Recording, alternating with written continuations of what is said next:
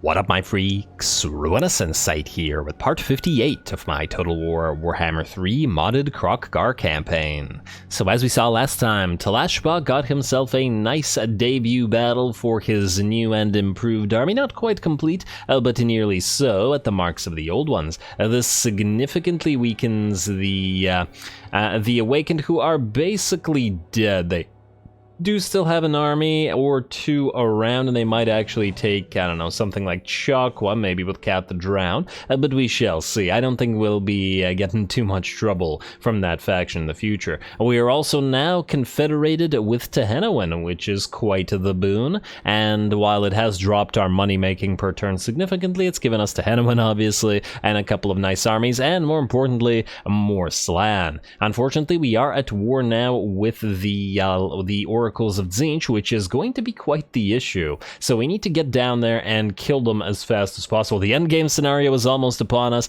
in, I want to say, 10 turns, and we're pretty far away from a lot of stuff. As in, Kroqi will probably not be able to get back in time, especially as he's busy trying to keep Cathay from drowning in, well, enemies of all sorts. Man, the Blessed Dread have done a good job for themselves. Kroqi is definitely going to need a second army to back him up, but we will get to that later. For now, let's deal with Tehenowin, shall we? So, you...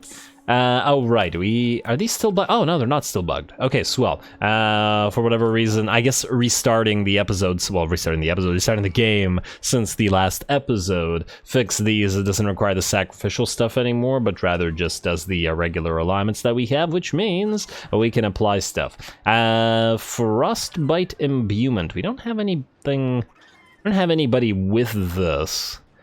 And it is nice, but I still think that the spawning of Quetzal is still probably going to be the thing to take. Banish magical attacks and Unbreakable is quite nice, but, well, let's just say this would have been nicer against the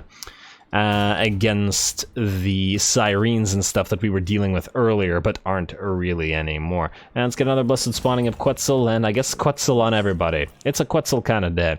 Yeah, just double checking. Oh, you also have the Banish and magical attacks, but frankly, these guys are kind of fragile without Quetzal and the regeneration that it offers, so I think that once again, Quetzal's just the best pick. And then you, lastly, are going to go for Xhotl for those Sundering attacks. Otherwise, this army is fairly decent, and we are going to be keeping, well, we're not going to be keeping it in the exact same form that it's currently in, but it might be strong enough to, for example, take out the Blood Hall. And is that their only territory? Oh, this is Rakarth. Oh, I thought that the Blood Hall Coven was still alive, but no. Okay, that's fine, that's fine. Who is this? A Skink Chief with Confident. And Skaven now. Okay, we don't need you. What we do need is new Skink Chiefs, hopefully with Skink Master, to replace those Skink Chiefs that are currently in Tehenowin's army. And I believe we checked in last time that they were both the survivors. You know what? Just keep the items for now. Actually, speaking of items, Tehenowin, your item's definitely going to need to be replaced, but you're not fighting right now, so that's fine. Now, let's check out your skill points, shall we? Ooh, okay, so you've clearly wasted 4 skill points here, but the AI did pick Fanatic correctly rather than Promises of Reconstruction. Has anybody ever picked Promises of Reconstruction? Like, it's decent, but honestly, it's not that decent.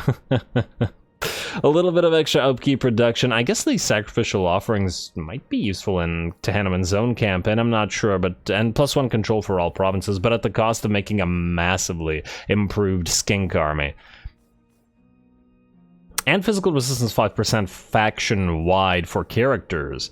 That's also nothing to be sneezed at. But anyway, reset character skills, please. Our precious money is going to that. Hopefully your skills aren't bugged like Mazdamundi's are, and it doesn't look like they are. Beautiful. All right, Fanatic will go back through this tree.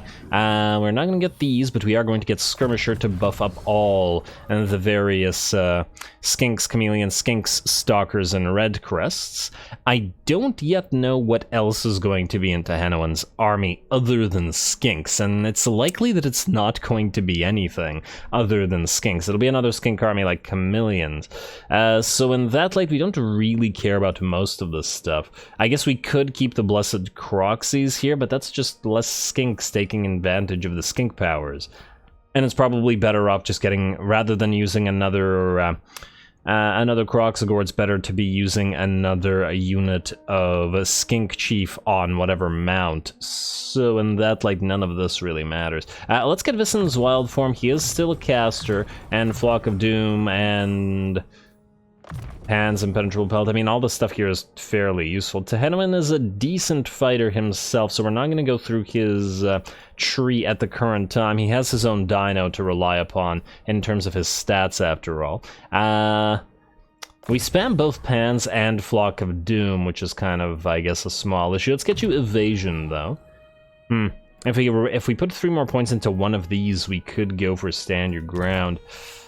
What could we possibly get him? I suppose if we were to, for example, keep a couple of Coatl in his army, we could use them to shield those skinks that don't have stock. Like, if we combine a bunch of chameleon skinks with the red-crested skinks with shields that we're gonna get from his army and from whatever remains in this army. Actually, well, speaking of this army, you're gonna go to March Stance, and we're going to take away your stuff. We'll redo all the items on the slan and stuff. Also, you are what kind of slan again? Oh, it's a 5th generation. A little bit unfortunate, but obviously we're still going to be keeping it around. Head to the Golden Colossus because it's in our own territory, and it'll heal faster. Or I guess you could start swimming this way and joining Tehenwin faster.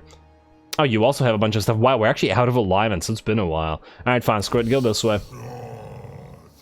We'll deal with your units later on. I'm not going to be deleting these at the current time, but we will probably be doing so later. At least some of them.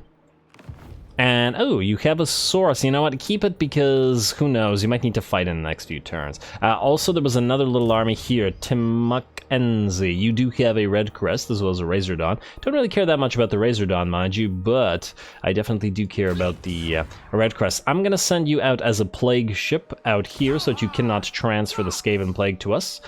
Oh, the Skaven Plagues are so irritating. Yeah, more than likely we'll be having to deal with them. Kayaks has fairly decent defenses. Can it hold against Lord Skroke's full stack? Probably. Even without the defensive building, it probably could. Just in case we could build it nonetheless, though. It couldn't hurt, I would say. Schlansek. You're kind of in a worse situation, though. I mean, I guess we don't technically need the spawn pools of the Braves. Actually, we might, because this is the... And this gives us the ability to actually build skinks here, which we may want to do.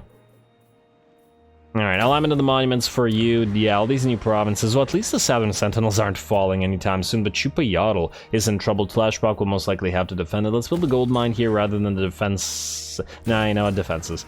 Still gotta go with the defenses.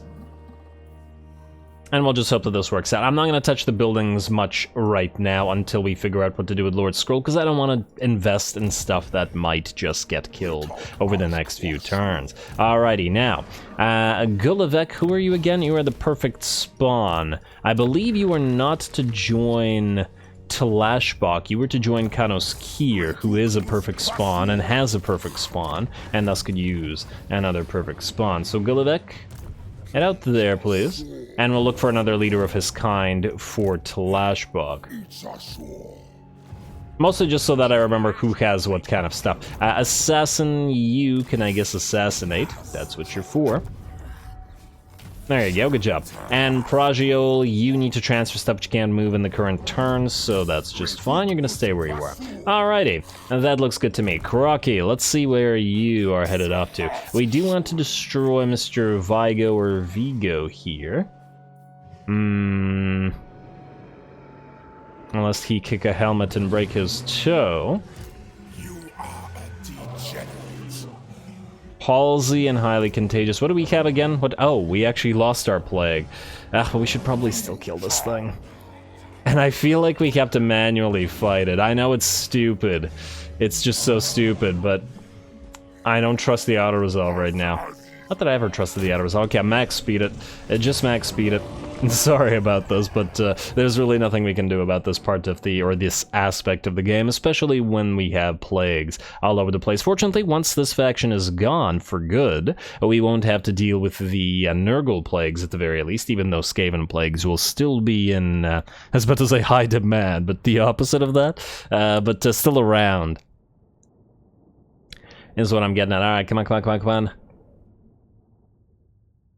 I like the eyes visible through the, like, partially destroyed helmet here. It's a pretty neat design. Alright, you guys can just stand back, relax, and watch our debut. Let's go here, here, and here. All of you together right now.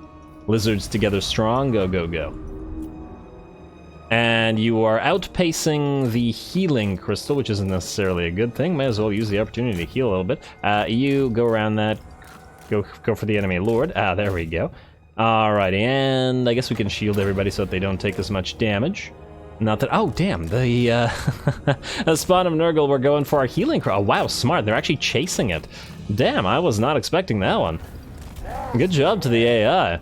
Yeah, and they actually tried to chase it when we stopped allowing them to. That's what I get for max speeding it, but, you know... Gotta give the AI something. Alright, hopefully you can actually catch this guy before he runs away. Yeah, he done. He done. These guys hit way too hard. This is Kroq-Gar's army after all, not just a regular, run-of-the-mill Saurus army. I probably could have used our... Nah, I was about to say I could have used our Cav for this, but no, might have been a bad idea. Somebody could have cast a spell on them, and they could have lost half their number and then gotten killed. Who knows? Why risk it, right? Whoops.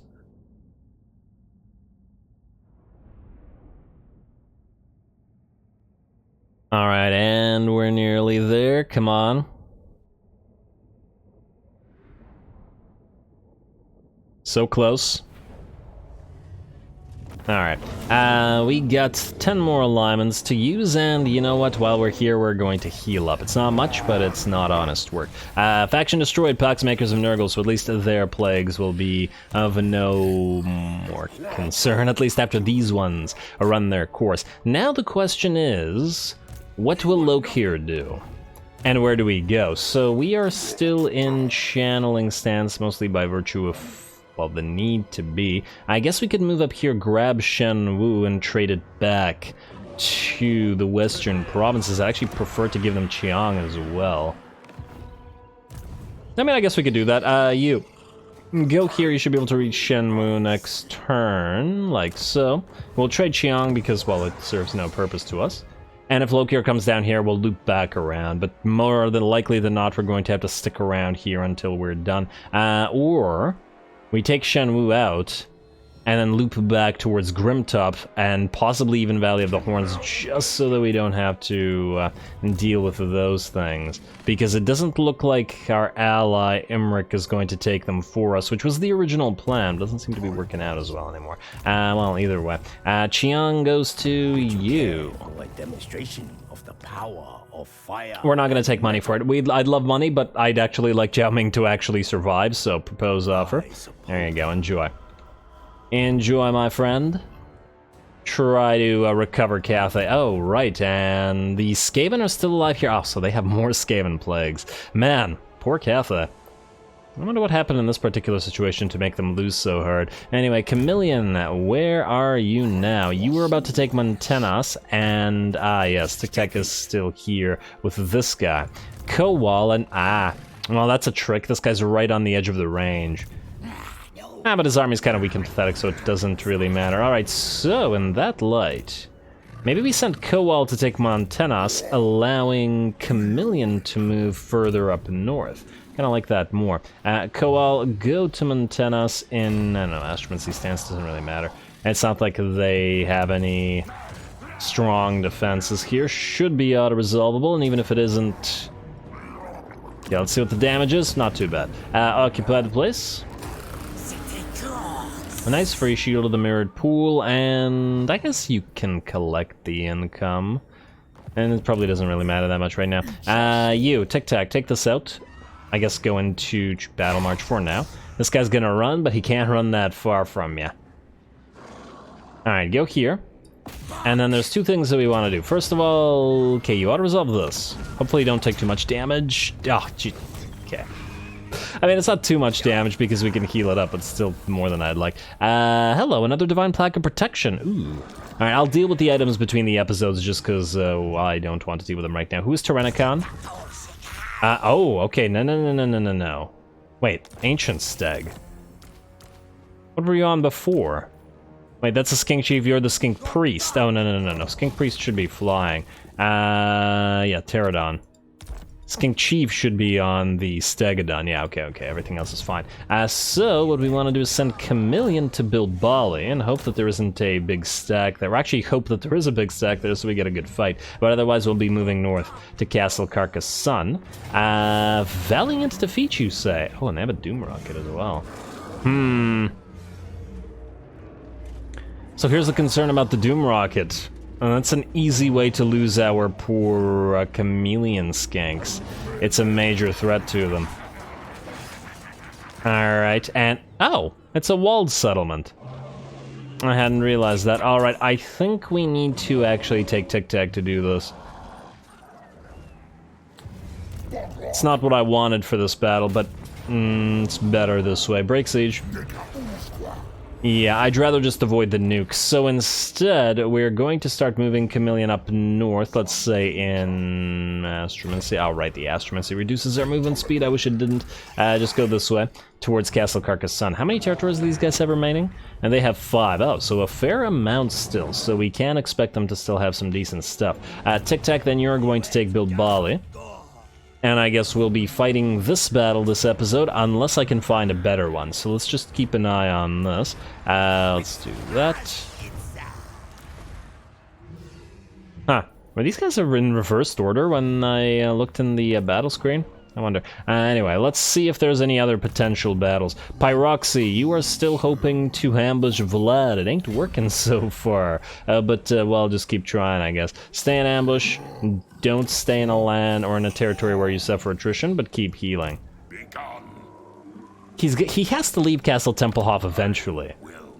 And that's really nice defense. We could take it without Vlad, but, yeah, I don't like it like this. If only we could waste some allegiance to tell these guys to go to it. But anyway, Pyroxy stay there, and yeah, I'm getting very concerned about what Archaon is getting up to up here. Our allies will be dying off like this. Anyway, we'll get to them if needed. Kylok, you're fine. Mazda, you're... oh, you have a potential fight. I do wonder. Can you actually reach... oh, you just can't reach... oh, you can. Though I guess the question is whether the enemy would actually fight or whether they would run. Will they stay or will they go? And in order to actually fight this, we'd need to spend like 20k immediately to get the Blessed Spark, 10k, to get the Blessed Carno and the Gelplom's Tear, and probably the Shredder of Lustria as well, because this army is trash. Never. Mazda is still waiting for his army after all. You know what? Just sit outside of Swamp Town and march stance. I think we'll wait. And there's no rush with this, especially as we do have an army actually coming. I guess we can repair Swamp Town, though. Ooh, we do have to watch out for Pyokador getting attacked to the Monument of the Moon, however. Do we keep the Saurus building here? And you know what? I think we have to replace it with defenses. Like, it's nice to have, but, well, defenses are even nicer. So let's do that. Then, who else can move? The other Hydroxy Antipurin. You were headed now towards this... wait, Felcargo. Man, I can never remember which things actually have battles and which ones don't. I know that islands don't. But out of Sea Corps, Felcargo, Shipwreck, and Remnants of Battle, I never remember which ones have battles. Well, give it a try. Go here. If it doesn't work, then you could just run away and deal with it. Or I guess we could just ignore it and send somebody like to Hanowin or the other little army up here to gather all 4 of these. There are a lot of them out here. Oh! Here's another possibility. This sea lane could take us to the other side of Lokir's faction. Now we do need to... well, we do need a front line against Zinch. However... we may have space to send one army this way. It'll be faster to get an army there than it would be via the regular route to Kroq. But anyway, I'll think about it. Tech Thieves, I guess we're gonna move ya, and then I guess we're gonna fight because it doesn't look like we have other stuff. You have Steel Tech, let's see, Quetzal is no longer, but wait. Experience gain control, okay. And a success, well done to the tech thief, and then the other tech thief you were stealing from Chakwa, but can steal from there no more. Can you do anything? Huh, try to block this army, go for it. That'll be swell, actually. If Gorok could catch it. And Kylog, just stay there. Come on, block, block. Yeah, very nice. Alright, tech thief's doing work today. And anybody else? Hook the Arrogant. Is it Hook or Hook? I don't know. You can keep moving where you were going. Varenagor, you were going to join the Kroq-Gars because you're a Kroq-Gar master. Kroq-Gar leader, I should say. Delete. You stay there, buddy. And lastly, Master Survivor and Pompous, these guys are fine, which means we're done with the moves. Next, it's tic-tac-toe time, as it always is. Tic-tac, attack, Bilbali. Go, go, go.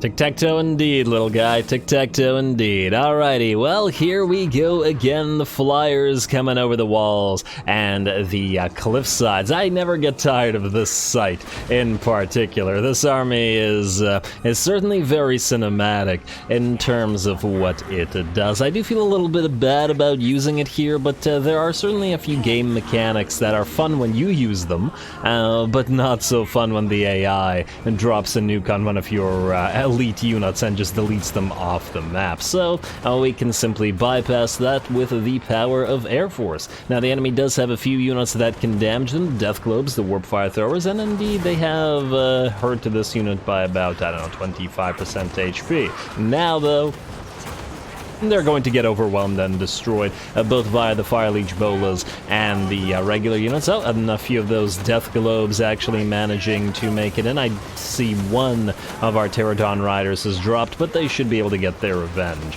without any further trouble by the looks of it. In the meantime, while those units are being bombarded, we have our 3 Coatl Assassins dropping down on this enemy Hell Pit Abomination, which has already lost about a third of its HP. We do have that effect from the... I don't remember who does this. I want to say it's the Gutter Runners. Do we have Gutter Runners here? Slowing down units that come near them. Yeah, there are Gutter Runners with poison here. I believe it's this. Yes, Snare Net. Affects enemies in range, all minus 25 speed and charge speed. Not that that will do too much to the Coatl here, and I don't think the enemy just has the mass of units necessary to be getting rid of any of them. Besides, we do have more support coming in as more of those Fire Leech Bolas coming down to help. At the very least, 3, I believe, of those. And they also have some bombs to drop in addition to the regular Fire Leech Bolas. There we go.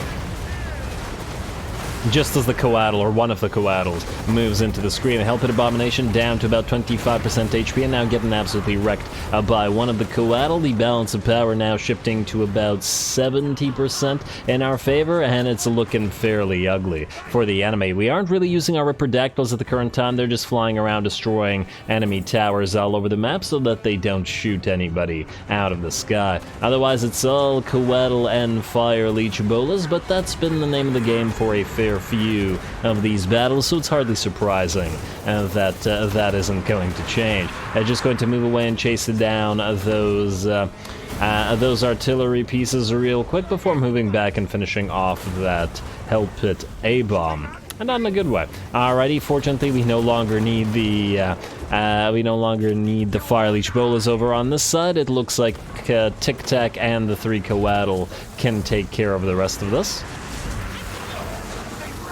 A little bit surprised that the enemy hasn't actually tried to drop a nuke on this, even at the cost of deleting its own units.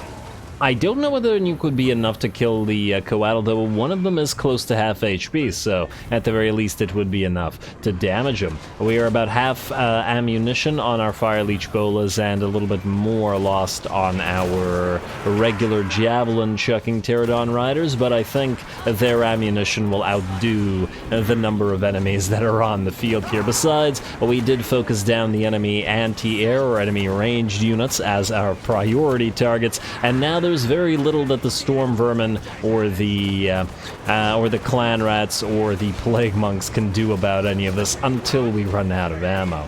And even when we do, we still have the Coatl and we still have spell work that we could apply to all of them, though it's looking closer and closer like it's not going to be necessary. Bounce power is about 85% in our favor now, and all these units are in a very bad shape. Our javelin chucking units of spear riders, that is not a thing. I was thinking of the cold one, spear riders. Pterodon riders are chasing down that doom wheel, which is technically have a little bit of anti-air value, but otherwise.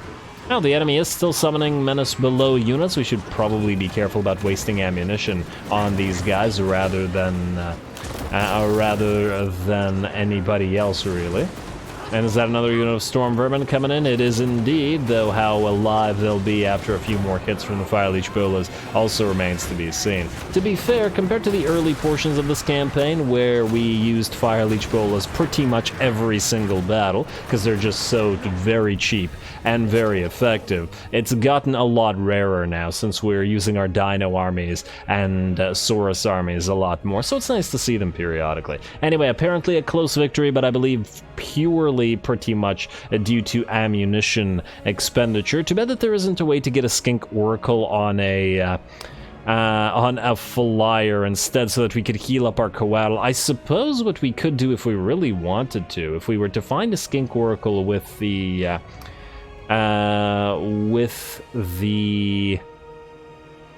flyer trait, the flying buff trait, we could in theory replace the Skink Chief here with the Skink Oracle instead, putting him in the army, and thereby allowing us to stand back, well, as long as we get the stock on that unit, or give him an item that gives him stock. Stand back, and then when the Coatl need it, use the Life Bloom and Earthblood spells to heal it up. That'll make this army even more obnoxious, as currently the Skink Chief doesn't really do anything but buff the army with his trait. Anyway, I digress. And the enemy settlement has fallen. The Flyers are victorious once again, and the faction grows weaker and weaker as we move up north.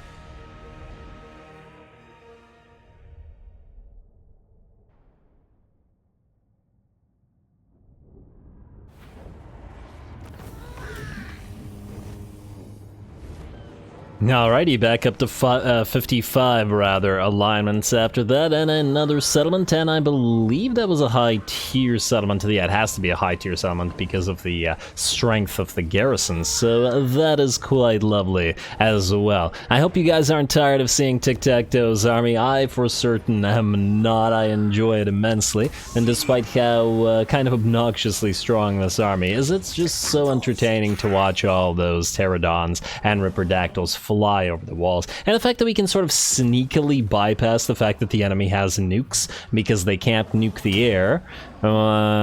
I actually do wonder whether you can nuke the air, but anyway, because of that, I do kind of enjoy it, specifically as employed against the Skaven, as they would not hesitate themselves to use sneaky, underhanded tactics, so, yeah. Alrighty, that's about it. I wonder whether Thramute Skid here is going to try to return to Nuja, but Koal, I suppose, could go there and counteract him. Now, we do still have a little bit of money remaining to both use for diplomacy and anything else. No, except recruitment.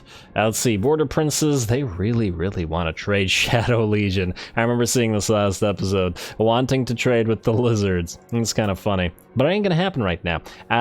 We are... How much money would this give us? 194, so probably about like 300 per turn. Probably not as valuable as the places, but still not going to do it at the current time. Wood Elves, how much do you dislike Averland? Enough so that we're probably not going to ally with them at the current time. Although, wait, we do have alliances with them. So I think in that light what we could do... Okay, well, let's see this for a second. I want to see if they currently dislike our alliances with them. They don't like our alliances with Clan Angron, to go figure. But that's not going to, well, that's not going to change because we've thrown our lot in with the dwarfs. The other ones also do not like those, but the rest is fine, and we are overcoming that. If we could just get them to declare war on like 50 factions, probably for money later on. and then it'll fix it. I was just wondering whether to risk getting in alliance with Averland, because Averland is looking fairly decent in terms of what they have, and they do have a gunsmith, which means Hellstorm rocket batteries. Screw it, we're gonna do it. In defensive alliance, at least for now. I'm not gonna go military just in case they'd... Well, actually, we're kind of military allies with pretty much everybody else. Although, to be fair, these, with the exception of the Citadel of Dusk, are all major factions with a legendary lord. Now, let's go defensive alliance for now. Give us money. Not much money, but we're kind of hurting for money, so yeah. And we will actually build an outpost with you. So, outpost... no, not with you. With Averland. Wherefore is Averland? Here we go. Grenstadt, Schwarzhofen, and Flensburg. Oh, all their capital territories are taken. Well, I guess they only have one in the current... at the current time. Oh, wait.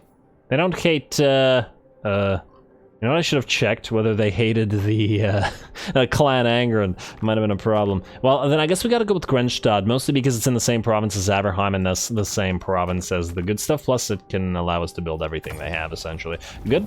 How do they feel about each other? Oh, they're allied. Okay, that's swell. Sometimes Clan Angren just gets into a bit of a tiff with the... Oh, hello. Sequence of alien knowledge, eh? Discuss base chance -2. Honestly, this isn't that big of a deal. I think we'll wait until we have more of these. I'd much rather continue working through other techs. And the main one we wanted right now was, I believe, to ignore the rest of this and start moving through the various sequences of armies, namely the Saurus sequences. The Tablet of the Saurus, so we're going to go for the sequence of armor crafting or to sequence of invigoration. 6 turns to a significant upkeep reduction versus 4 turns for buff and another buff. I mean, we have to go through both either way. It's just that these two are not super useful right now because we're not recruiting. So we have to go through 2 relatively useless things. Well, the casualty replenishment is fine. It's just that we're also not getting super value out of it. But the upkeep, nah, our gold situation is still the issue. And it's not like our Saurus are currently losing fights, you know what I mean? So it's not like we're super worried about them in that way. Alright, Kingdom of the Beasts. We hope that, that Kairos doesn't come all the way up here. We need defenses all over here. And oh, right, Temple Avenue of Gold does not have one. I'm wondering whether something should be deleted. Unlike the Shrine of the Old Ones, we do want the Shrine of the Old Ones here, and it does increase the money to the province, but you know what decreases money to the province? It's getting taken over by Kairos. Now, to be fair, the same thing is true at the Caverns of Sotek and at Sotek's Trail. Sotek's Trail is at the very least fairly far. You know what, I think we're gonna have to let go of the Shrine of the Old Ones and rebuild it later. Blightwater, you're up next, and you're kind of in the same situation, minus the fact that you're fairly far away from stuff. Though if the Skaven spawn, you're probably going to need defenses? Well, if against more than one stack, most definitely.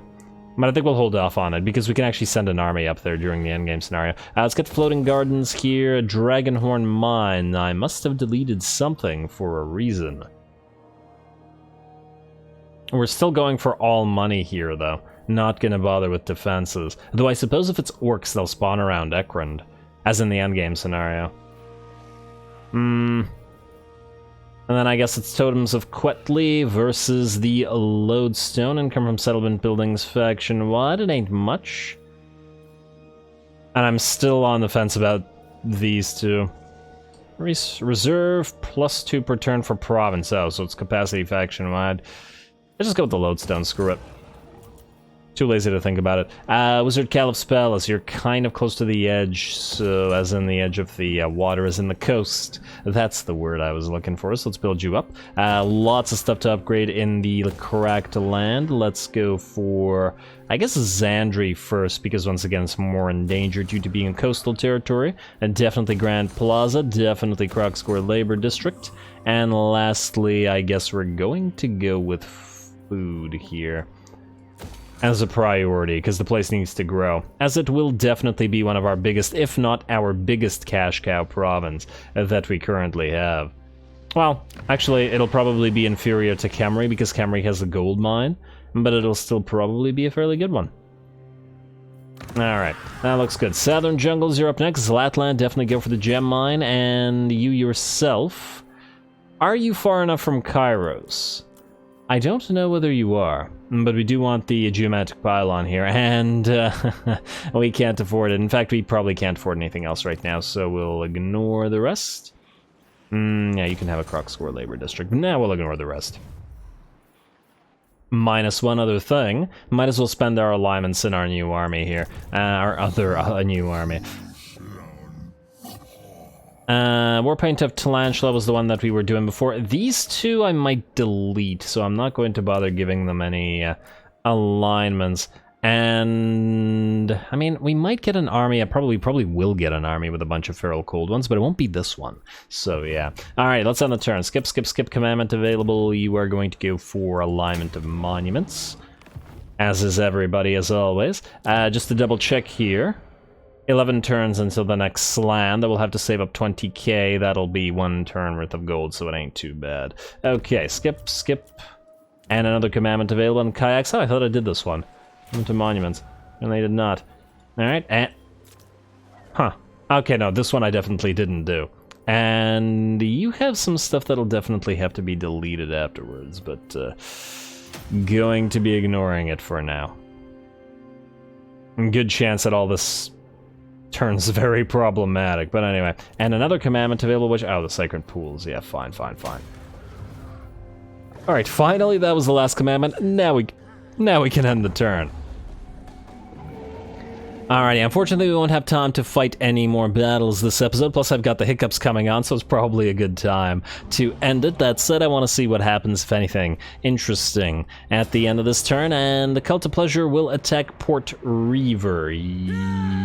That's fine, we're going to give this up anyway. And in fact, I'm shocked that they didn't attack it like 8 times already.